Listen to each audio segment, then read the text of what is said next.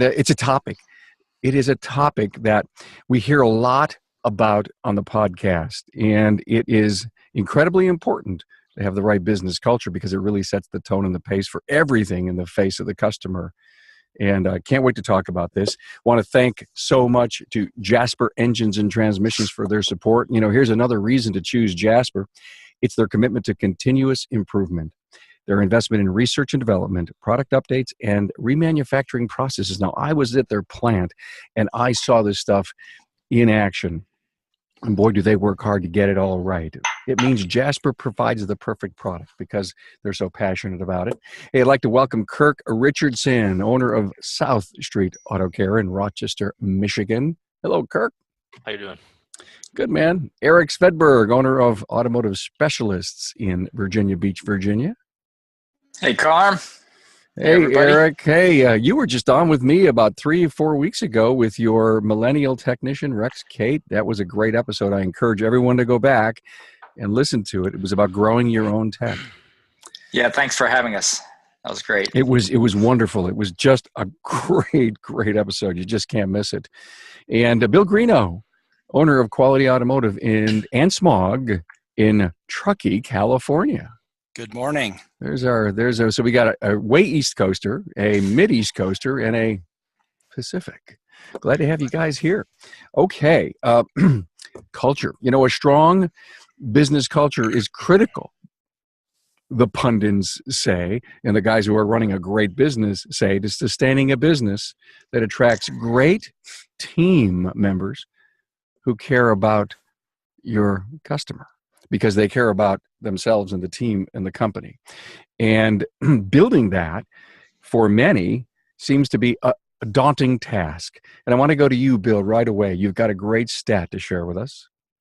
Yeah, the Deloitte company is a international consulting and business company that did a great bit of work on employee culture.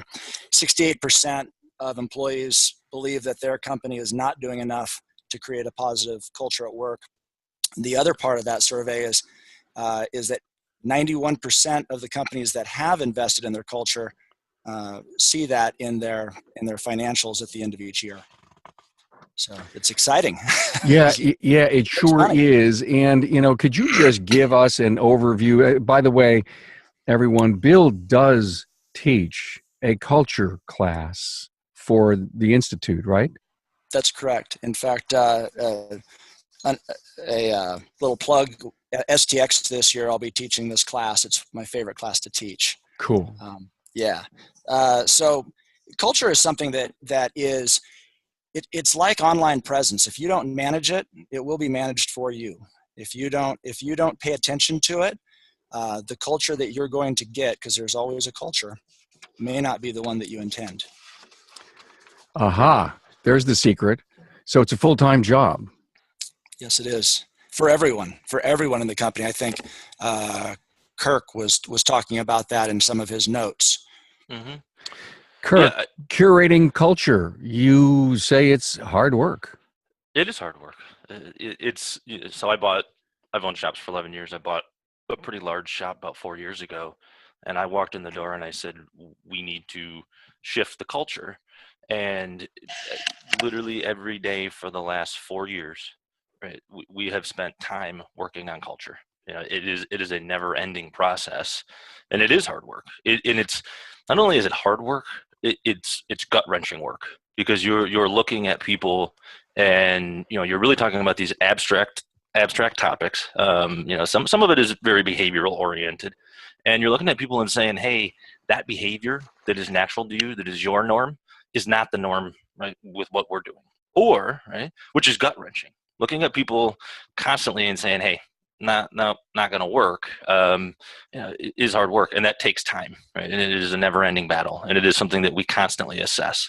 So yeah, you got to, if you have some vision for a culture and you want it, you better be willing to do the work day in, day out. Right? This isn't a send out oil change coupons and I'll assess 6 months from now. This is right, the day you start it never stops. You know, it's so interesting with both of you just said, these abstract things.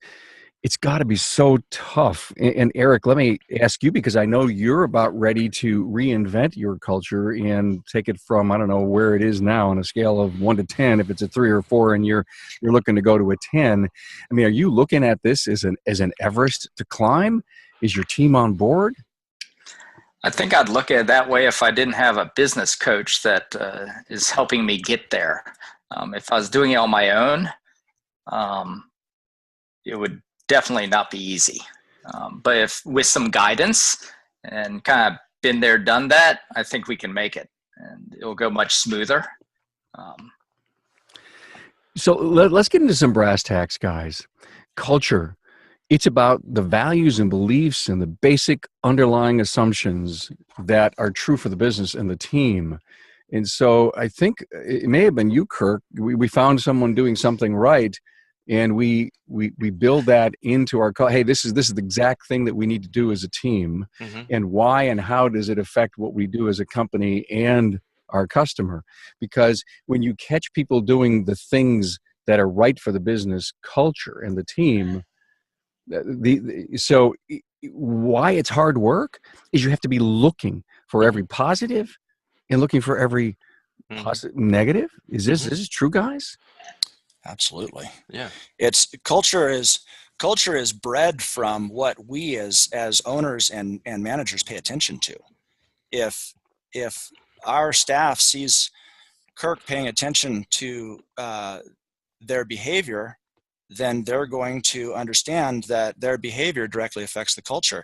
If Eric's staff sees him bringing in a business coach, boy, does that ever put some gravity to the situation that he has talked to them about, which obviously here is culture.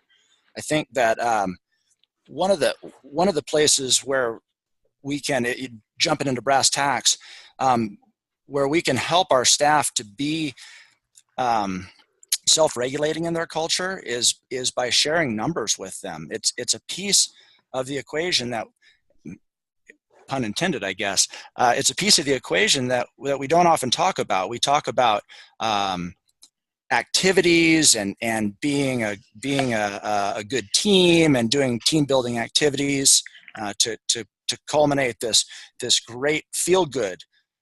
But what we really want at the end of the day is everyone self-managing in our culture, I would argue, and sharing what it is that we want from each person, whether it's a technician and its productivity, whether it's a service advisor and its average repair order, whether it's ourselves and we're looking at car count and we're sharing car count. And during slow periods, we talk with our staff about what we can do during those slow periods. This becomes a culture where people pay attention to the security of the company, and the company, in my estimation, also has to be seen as a standalone figure outside of just the owner. So often people talk about me and mine and my company and me. Rather talk about the company and the health of the company. Our company. That's a good segue to where we're starting. So we're setting up individual goals and company goals. We're about to move our location in about a month and a half to a bigger location, and we're taking on more staff at that location. So right now, the business coach and myself are setting up goals for each individual position, each individual company goals, and we're going to be working with that. I think that's a good starting point to repair or improve culture. So at least we're all on the same page and going the same direction. Okay, so here's what I'm hearing. Here's also what I believe. If you have the title CEO, owner, president at the end of your name, you aren't the only person responsible for the culture in your company. No. So, I want to, Bill and Eric, I sort of want to push on something. So when I think about culture, I think about, behaviors. I think about norms. I think about far broader than numbers. And I think performance is part of, right, what, is part of a culture. I think when we start to get into numbers and we start to say, I want this much production, I want this much sales per service advisor, right? That can certainly be a function of culture.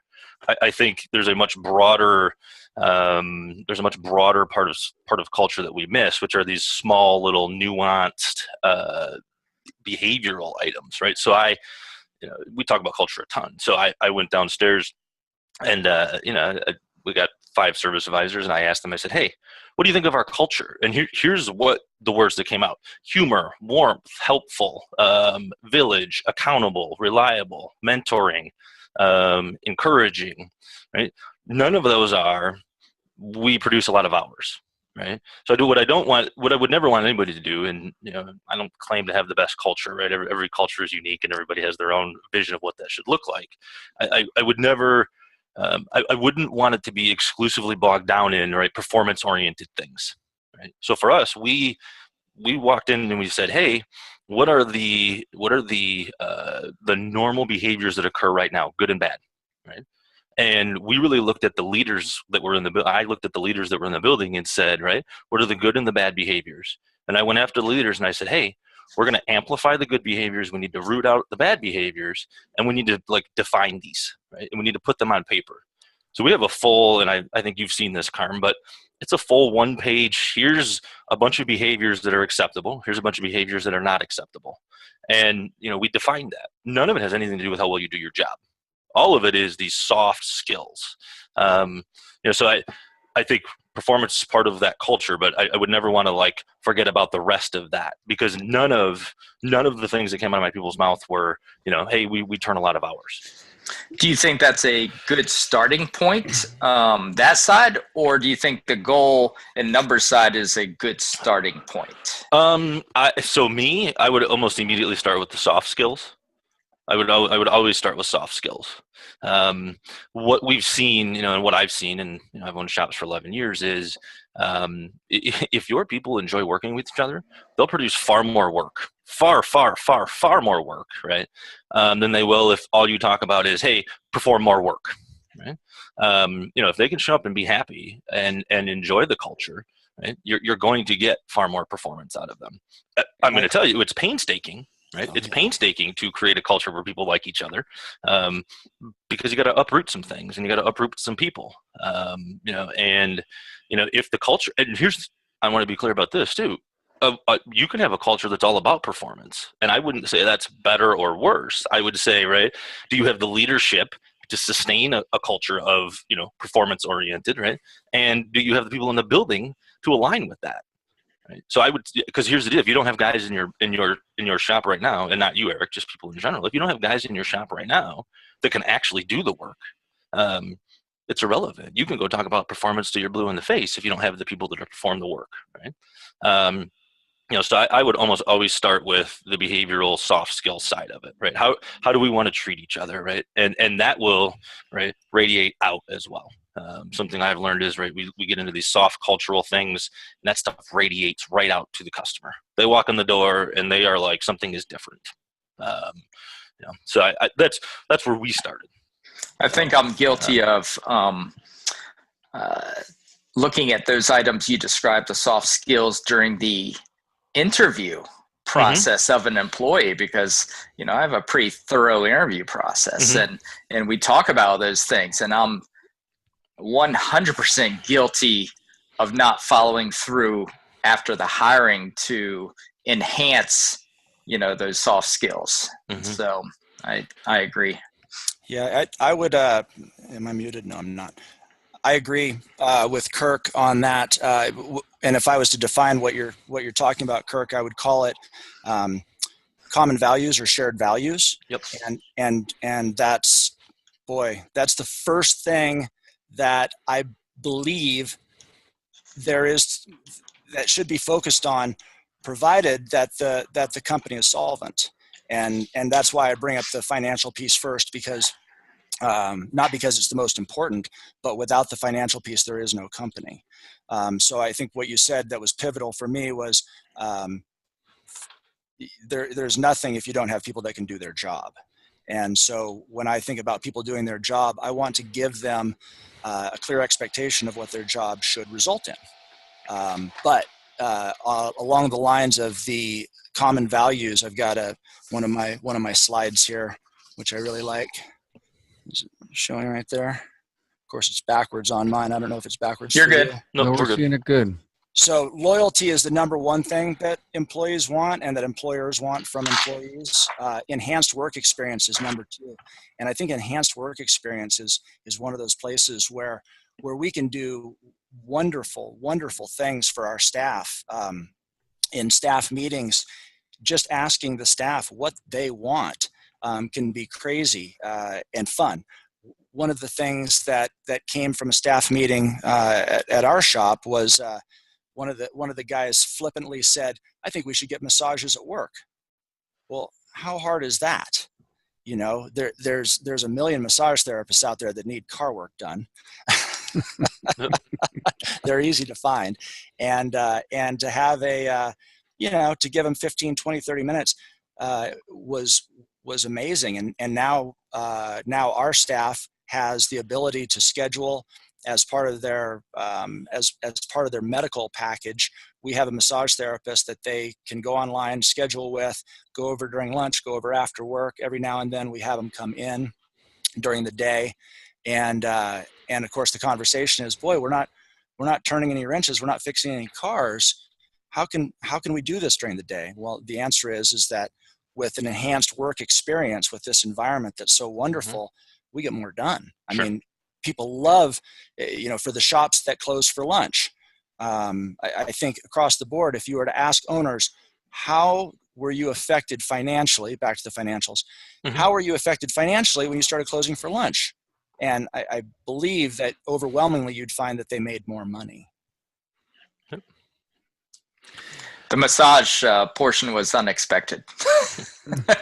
It was outside the box for us, that's for sure. Guys, but they said it, and so often our staff says things, and we go to ask them, hey, what is it that you want? What is it that you want? And with your behavior, with his behavior, with our behavior, what do you want? And when you actually ask them and stop and listen, you realize, shoot, they've been telling me all along. Yep. I hear you say family without saying it. That's what I hear a lot. We spend a lot of time with these folks. More than family sometimes. Yeah. And I also heard the word love in there a little bit. See, I'm an advocate of the word love inside of a business. And I think if you use the verb side of it, it's an action for caring for each other. Is you ever talk about God? We love this team. We love each other. We care. You hear that a lot in high culture businesses. We use a term called the love bank. So yeah, of course. So I mean, we look at interpersonal interactions, and this came from a book, His Needs, Her Needs. I'm pretty sure is where I got this from. But they talk about the love bank, right? So when you have an interaction with another human, you can either make a deposit or a withdrawal, right? So we are conscious about constantly making deposits, right? I want to make a deposit, right? The last thing I want to do is take from you emotionally, right? So every time we speak, and when we have a problem, we talk about, hey, we have a people problem, right? We think car's broken and I got a problem because a bolt broke. No, that's a person. That's a people problem, right? Which is the customer has a problem now, right? That car doesn't care if it ever gets fixed, right? So we look at everything from this people perspective, or human interaction perspective, and we talk about the love bank, right? I want to make 50 deposits for one withdrawal, because withdrawals are far bigger, right, than the incremental deposits. And that is a concept we discuss openly. So yeah, everything we talk about is love oriented. So guys, I can't help but go back to consider our listener a shop that's just struggling, to get those P&Ls, that profitability right, but loves the concept of culture. And do you have to have the profit to build the culture? Or if you start working on the culture, will the profits actually start showing up in a better way? Now, I understand there could be issues with margin and revenue streams and payroll. I get all that. But do you have to have the profit bill before you get the culture? I think that, back to the top of the conversation, employees pay attention to what leaders pay attention to. So if we're paying attention to and making sure that the company is strong and the staff sees that, then we start to build trust. If you wanted to have a trust bank account along with a love bank account, if your staff cannot trust you to decide where the ship is going to sail, if rather you're down working in the motor room, speaking metaphorically, and not paying attention to the direction of the ship or the destination, then again you have allowed culture to occur without any real guidance. So I think that yes, there needs to be, at least if you're not profitable, if you're not in a position of power with your financials, at least there is an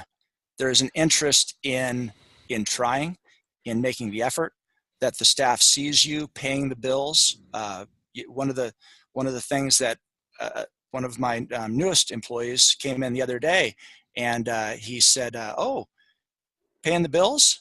This was on a Tuesday. I pay them on Thursdays." Yep, just getting the bills all paid. Great. So is there going to be enough left for Thursday? I said, always. Absolutely. In fact, I shared with him that we have two months of operating capital in the bank account all the time. And he walked out smiling. He was like, okay, this is a good ship to work on. Huge assurance right there in his emotional bank account. Oh, yeah. He felt good. You shared with him the inner workings of the company, and that you have mouths to feed, and he was comfortable with that. Hey guys, I can't tell you how much I appreciate Jasper for supporting the podcast. A family keeps their vehicle an average of 11 years. Where's the first place they turn when the drivetrain fails? Well, Jasper, of course, for any new engine or transmission. It's a major vehicle purchase, and it should be trusted to a 100% associate-owned company for quality remanufactured products. Thank you, Jasper. Guys, this has been absolutely great. Now, I want to ask a couple of things about pulling the levers and getting started. Now, I know you talked about a lot of this stuff, but is it possible that you each could share, and I know you're working on stuff right now, Eric and Bill and Kirk, you guys are deep into a strong culture in your companies. Let us, besides the P&L issue, Bill, let's set that on the side. I have a great P&L. I'm making some money, but I'm struggling with my culture. Each of you, give me a couple of 1 or 2 bullet points so that these could be great takeaways for people wanting to start to build a great culture, knowing that not all will be on board. It all begins with communication. I think Kirk said it best.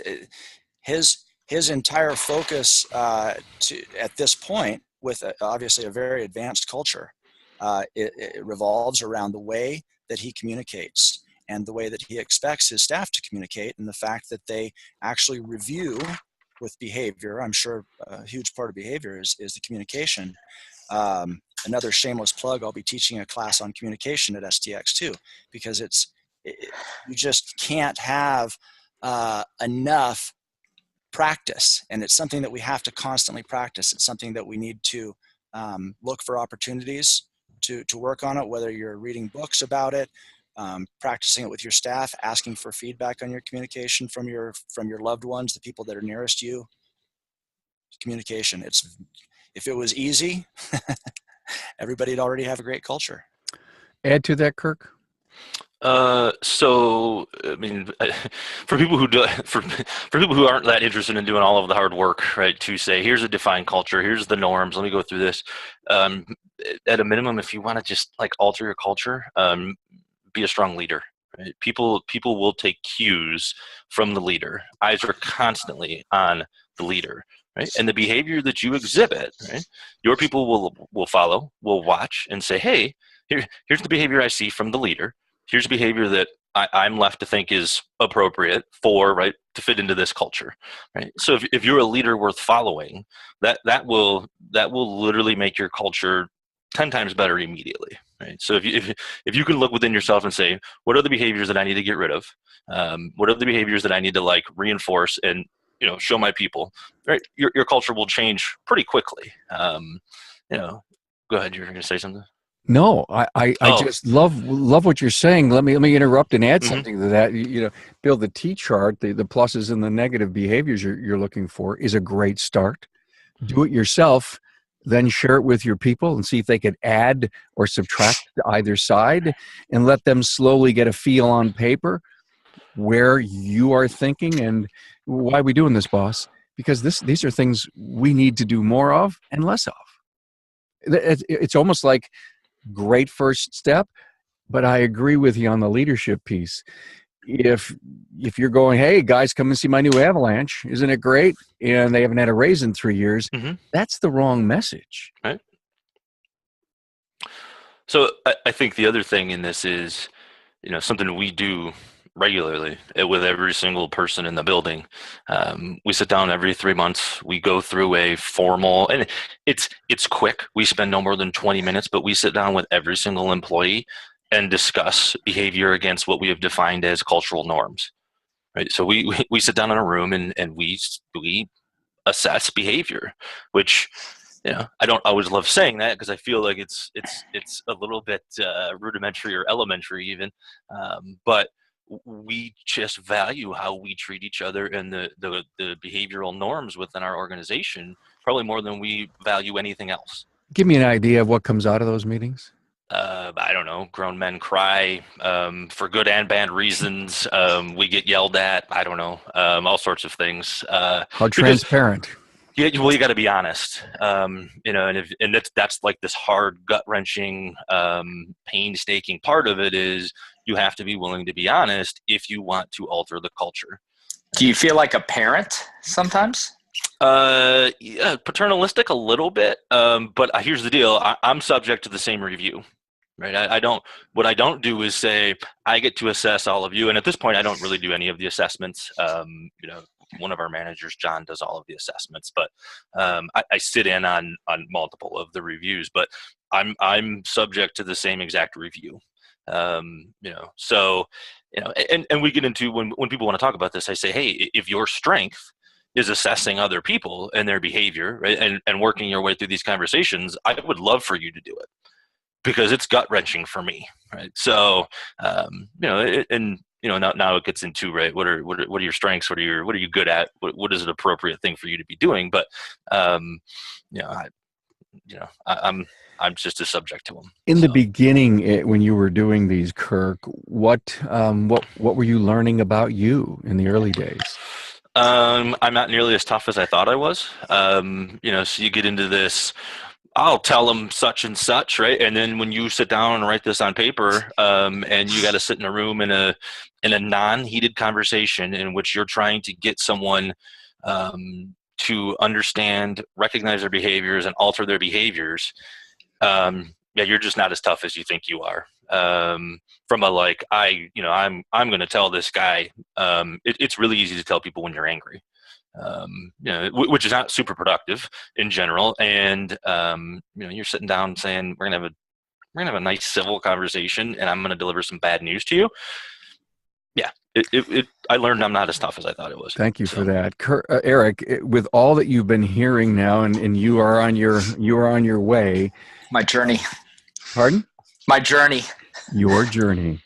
What have you taken away from this at this current moment? Well, the first thing I do is look inward. I'm the captain of the ship. I've owned this business for 24 years and I've owned 2 shops, a record business. At any point I had 28 employees. And I think when I looked inward and thought over the last 24 years, I was disappointed by so many people. And I am sure I disappointed them. And, I've had employees steal, employees quit, so on and so forth. And I think it hardened me. And so I think that's where I went wrong with my culture because I was too hard. And it was almost like get them before they get me. And that's why I'm being open and honest on this, forum. That I think that's where I was at, and I'm moving away from that. So looking inward was first. Second, I start off as a technician, right? And then I moved to owner. And sometimes I blurred those lines of shop talk and where my role is from being a technician 24 years ago, to now. And I think one bullet point, and Cecil turned me on to a book called 9 Minutes on Monday, I believe is the name, and I just finished it.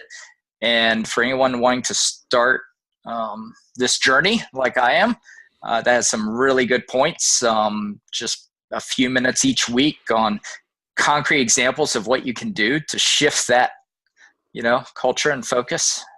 So. Eric is going to, Bill and Kirk, probably come up against a few roadblocks.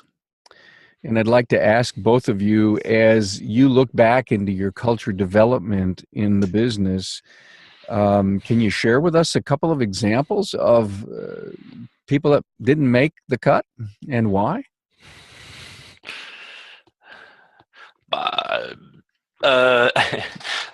Countless. Obviously, this is public, so I gotta. You could. The names are changed to protect. Yeah, I gotta watch specific stories. Some challenges. There's going to be resistance. I think that's sort of obvious. But there's going to be resistance, and I have also learned this. I now own a very large shop. I started in a very small shop that basically was me and 3 employees. And I was still this cultural, I love you, you love me zealot. And I really was. And it was brutally difficult. It was brutally difficult because, right, and I think some of Bill's point is, right, you still need to pay the bills, right? So when you want to look at someone and say, hey, here's the truth, right? What do they sometimes look at you and say? Hey, I'm no longer interested in the truth. Bye, right? I quit. This touchy-feely emotional stuff that, and that's where I'm coming at from culture, right? I'm not interested in it, so see you later, right? And when you have a 3-4 person operation, you lose one person, you've lost 25% of the staff.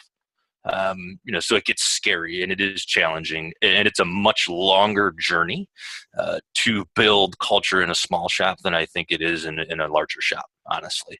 And I know it's scarier. It's just scarier because you're constantly up against if this technician walks out the door, it's not like I have 6 I can just hire tomorrow.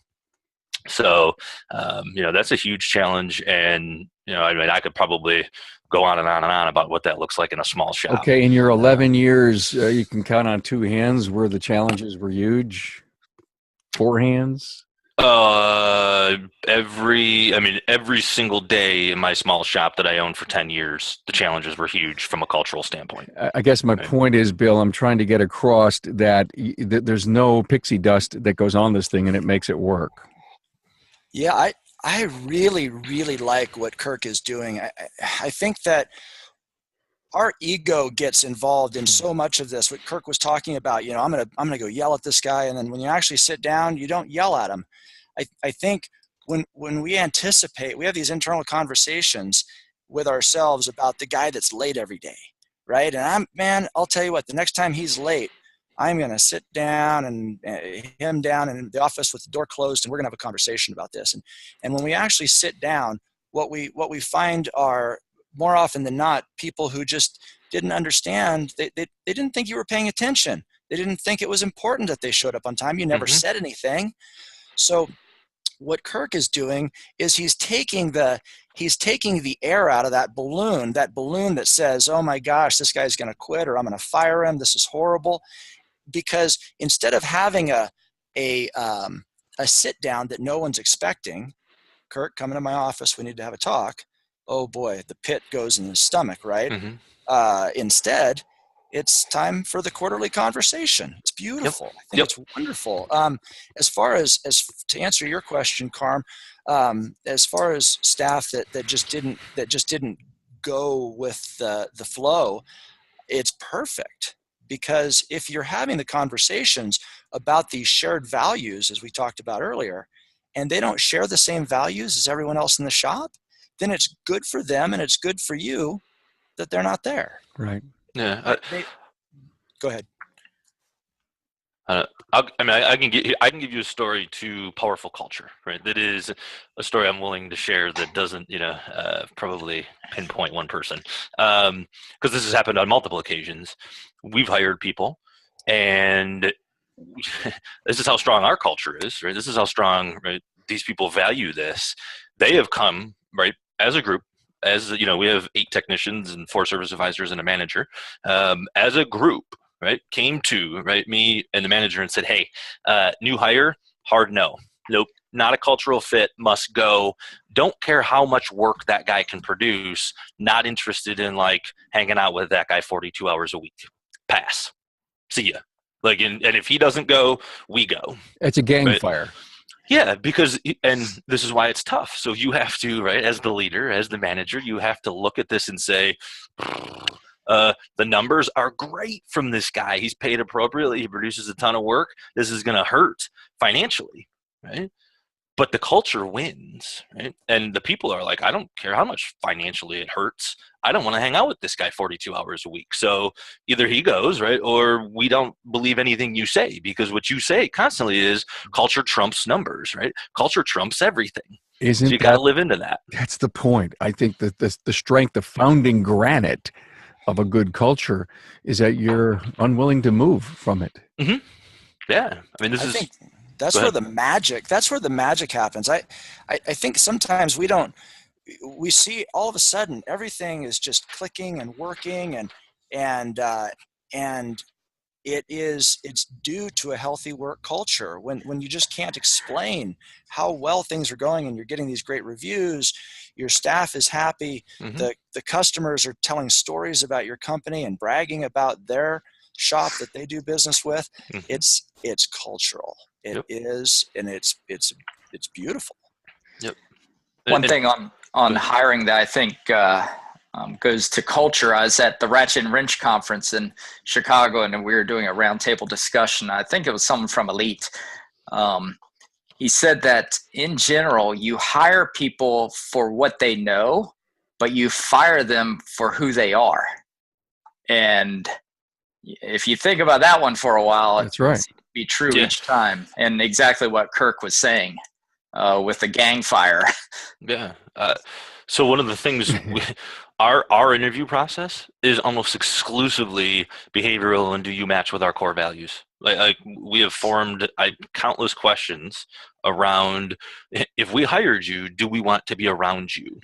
Right? I can give you technicians get a little bit trickier, right? But as a service advisor, I can give you many of the skills in a pretty short period of time to be a relatively effective service advisor. I'm not interested in you being the greatest salesperson ever. If you're a jerk to deal with, I'll pass, right? And and I say jerk, I mean really if you don't fit with our culture, right? I mean, and I think for the people we pass on, a lot of times there's wonderful places for them to work. It's just not our place. So we hire, and I mean, we not fire, we do fire for it, but we hire almost exclusively for cultural fit. That's the process. Go ahead. Thanks, guys. Hey, one more time. When a car's engine or transmission fails, it's not the end of the road. A remanufactured drivetrain product from Jasper Engines and Transmissions will give your customer's car a new lease on life. Thank you, Jasper Engines and Transmissions. Hey guys, I'm loving this. It's oh my God, I could listen to this 40-minute podcast and snap my fingers and figure out how to start building a great culture. Kirk, it took you a long time. Bill, a long time. I mean, let us get a perspective of what it really takes on day one from a good leadership position, from a good communications position, having the numbers and sharing them with your people and managing the behaviors. And then there's that motivation piece.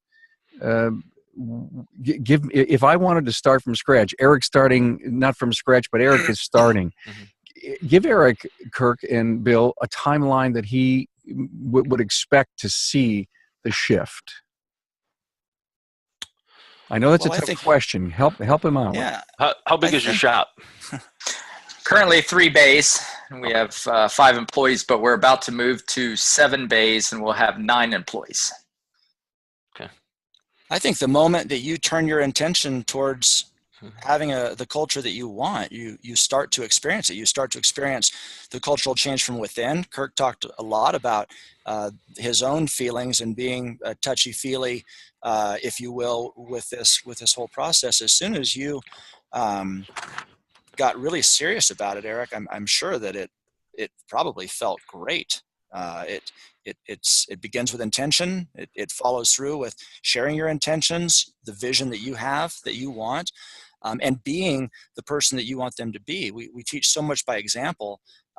If we show up late every day to work, and it's not discussed that you're doing something important, you're just late because you're late, your staff is going to believe that you don't value being on time. Just a small example. You need to be who you want to be. Kirk? So here's one of your deficits, I think, is right. You have all sorts of failures as a leader that they've seen for the last how many ever years, right? I walked into a large shop that I got to walk in and basically paint whatever picture I wanted, right? Because I was new to it. Right. So I could say, here's the good, here's the bad. I would start by being completely open with people, just like Bill is saying, like, hey, we need to change this. I see this as a leader, and right, I'm the one who's right. The culture that isn't what maybe your culture isn't dysfunctional, right? But if that's basically what you're saying, hey, we need to alter this, right? I'm the one who's let it get to where it is. Right?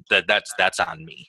Yeah, take ownership. Right. As the leader, that is essentially your responsibility. And then you're going to have to prove that out over a long period of time. Right. And that was something that I had to do in Livonia over a long period of time, because when I was 24, I was not an effective leader. I was not an effective manager. And that's when I bought my first shop. Right. So we had probably 5-6 years of me really not being a good leader, not grasping culture. And it took me a while to overcome that. It took me a while to prove to them that I was serious about this, right? That I wasn't joking, that, the way we interact with each other matters. And that's what radiates outwards, right? I don't want great salespeople, right? I want people who are empathetic. I want people who care about people, right? Even within our own organization. And I want technicians who are empathetic, right? So it took me a long time to prove that to them, that was valuable. And once they knew I was serious, right, that's when we turned the corner there, and culture did change. I also defined it. I also sat down and said, here are all of the behaviors that currently exist. Here are the behaviors that I don't like. Here are the behaviors I do like. And oh, by the way, I need all of your input on the behaviors that you do like, that you don't like, that I'm not aware of, right?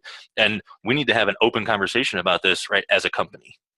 And we spent a lot of time discussing all of these abstract behavioral things. So what happens if you have the employee service advisor who is empathetic, is there every day, he loved working with them, mm-hmm. but he does not hit the numbers, or she does not mm-hmm. hit the numbers, and mm-hmm. no matter, you coached them and everything mm-hmm. else, how do you marry great culture and then the numbers? How do you marry them? I mean, so part of one of our core values is results, right? And we want to see behavior associated with the results. Now, here's the deal. In the end, we can look at you and say, if you're not producing the results, you're also not going to fit, right? And we've terminated people because of their performance. But what I have seen is, you can take people, put them in a culture, right? Take a classic underperformer, put them in a culture that expects results, and they'll improve. Now, to answer your question, sometimes you say, here's the deal. We have a wonderful cultural fit. You can't do the job. Yeah. Sorry. Yeah.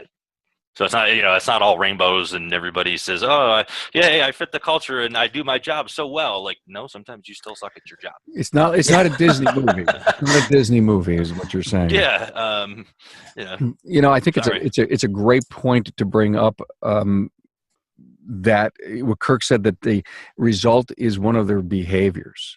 And the point I'm trying to get across, because I'm trying to listen to this as if I was a service professional that was struggling with culture. I was a tech who's now a business owner, and I know I've got to do some really important things to grow and to improve my business.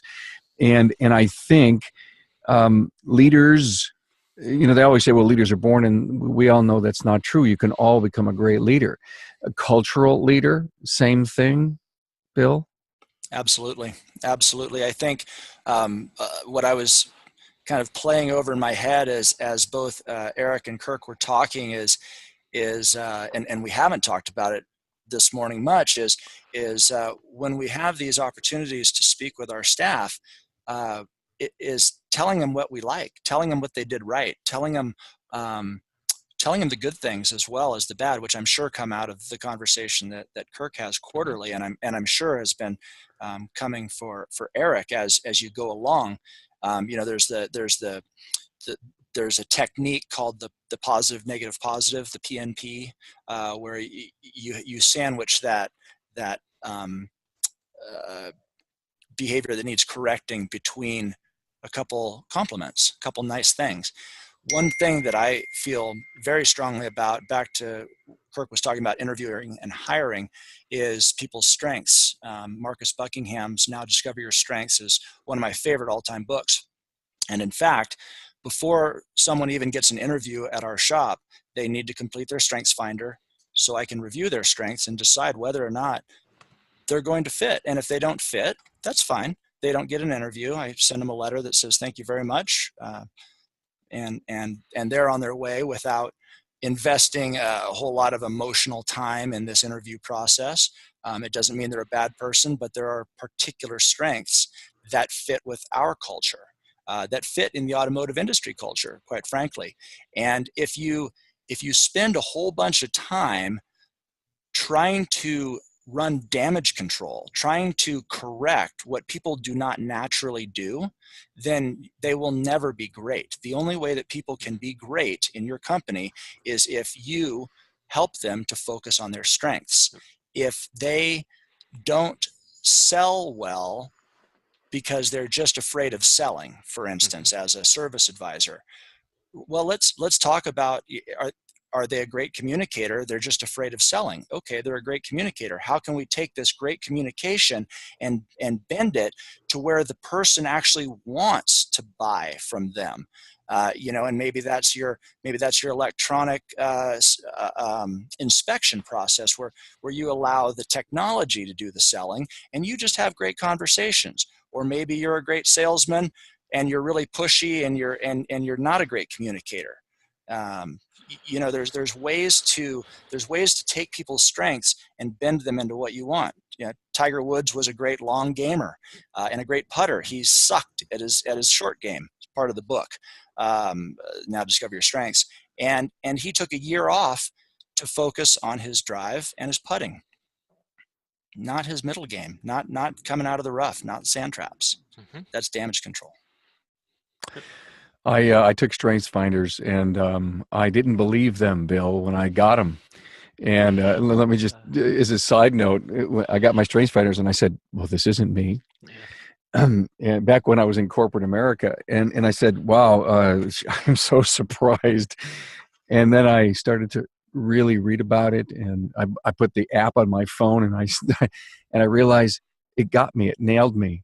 And I kept wanting to be someone that the strengths finders said that I was, and it really lended itself in my later years to really focusing and concentrating on what I was really good at. So I encourage that. Buy the book. In the back flap, scratch off the code, right? Scratch off the code, take the test, and get it, and you'll be amazed. And I don't think StrengthsFinder is the end all be all. There's a million things you can do that with all this, everything that we're talking about today.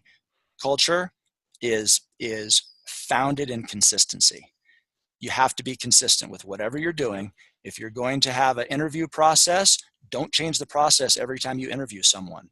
Even if you put together an interview sheet that has 10 questions, and you're finding, oh my gosh, every time I interview someone and they're a 10, I end up firing them. Well, that's okay. Just know that it's the 8 that you're looking for. Don't change the form. Don't try and create this world where the test is the ultimate goal.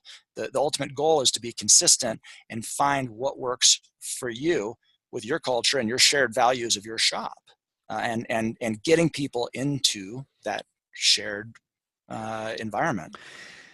Hey, I love where we went with this, and I think we can go on and we could talk two more hours and get all your really cool stories about the success piece of building a great culture. And for you, Eric, wow, to hang out and tell us about your journey.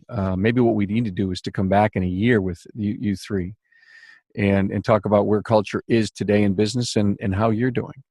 So I want to summarize. I want to go around the room. And this may not perfectly apply to you, Eric, but I think it may. And this is a big challenge. Give me, a 1 or 2 minute story about a transformation of a person who works with you into your culture. If you could, go on record to say, hey, we move this person from zero to hero because of our culture. Can you come up with something? Sure. I can come up, I come up with many examples. I do want to say this, right? And I think this ties in. I'm sitting here thinking in my brain, like everything I've said basically sounds like it's misery to do this to go through this process, right? Which it can be. We also get to sit down in reviews with people. Time out. It can be for people for people that just aren't good at this. I mean, there's a lot of people that aren't good communicators, but they're shop owners, and they love talking to cars, but not to people. I think that all the time. I also try to not paint with a super broad brush. So, but it can be, right. And, I think what you're asking for is like, hey, where's somebody, give me a story of somebody who's changed. And, we have somebody in our building right now who, when we hired him, so we interviewed him and he said, I don't want to be in this industry. Somebody you fired 6 months ago told me I should come here and talk to you. And I said, someone I fired said, you should come here. And he said, yeah. And I said, explain. And he said, the culture here is amazing. He knew he didn't fit. He appreciated you letting him go. So now I'm here because, right, he thinks I would fit. And I said, very, very interesting. So we ended up hiring this guy. He's not the most ideal fit I've ever seen. And, he's 2 years into his employment. And at this point, we love the guy. But we went through, at month 3, that's when we do our first review. It was ugly. It was, no. We love you as a person, but these type of things, right, where you're taking tickets and hiding them in your toolbox because you want to make sure you get them is a hard no, right? Like that does not fit with doesn't even fit with our pay plan, right? Like that would make no sense for him to do that, right? But it was these behavioral things where we're like, yeah, no, we're not doing any of these things. And at this point, right, we get to sit in a review and have a wonderful conversation with that person, right?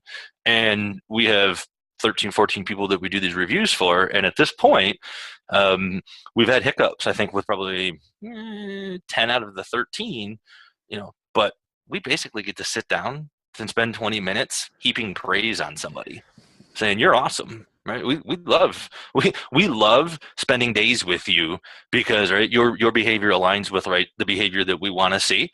And that makes it very, very enjoyable. I don't have to do a ton of like managing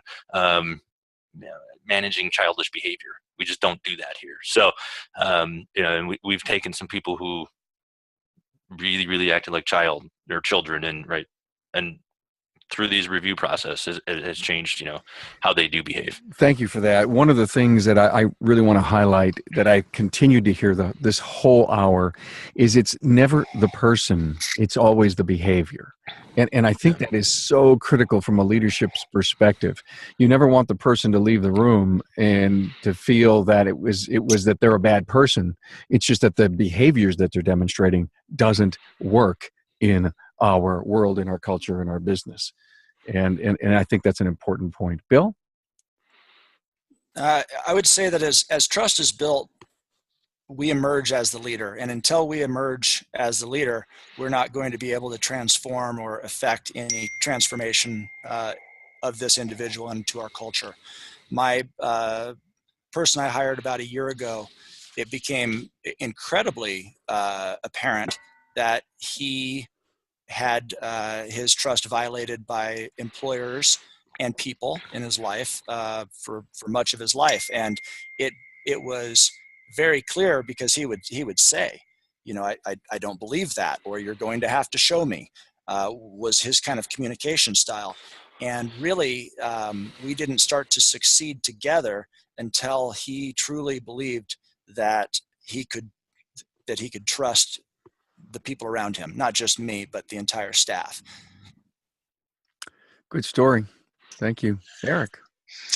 Yeah, a couple things. I think one example that almost every shop owner can probably think back is when you've had to let an employee go, and then all the other employees come and tell you how thankful they are that employee is not there anymore, and you had no idea how bad it was. You didn't see what they were seeing. I know that's not exactly what you were asking for, but I think it goes to how important culture is. Yeah, I've been there so many times. There's a blinder effect almost. Yes. And on more to your question, and we did the podcast with my employee Rex, and he came in young, and even though I think on this podcast it made it seem like I don't have a culture, we do have a culture. We're trying to improve it, and we do have a successful shop, and we do great work, and we love what we do, and we're just trying to make it better. And so I think, thanks for being here and being vulnerable. You're in the vulnerable position, if you will. Not that, listen, I admire what you do and the growth that you've had and the people that you hire. And, when you said, hey, I want to come on and I want to talk about my new journey, I was thinking, wow, where does this guy want to go? I mean, he wants, so bigger, better. Yes. And so with Rex, he had the same ideals that I had, that, we want to do quality work. We want to give customers peace of mind, that, we want to know about their family. We want to know about, if we can spend less time talking about their car, right, more time talking about them, we built that relationship. And so, we all kind of like that. And so Rex definitely fits in with that. And it's so nice when, him being 24 years old, and even when he was 21 years old, customers came and searched for him, hey, where's Rex at? And they wanted to go out and shake his hand. And, I had a doctor come in yesterday with a Lexus and wanted Rex to work on his car, and only Rex. So that's pretty nice. Oh, cool. Hey, great guys. Listen, Revving Up Your Culture, Town Hall Academy, Kirk Richardson, Rochester, Michigan, Eric Svedberg in Virginia Beach, and Bill Greeno out there in Truckee, California.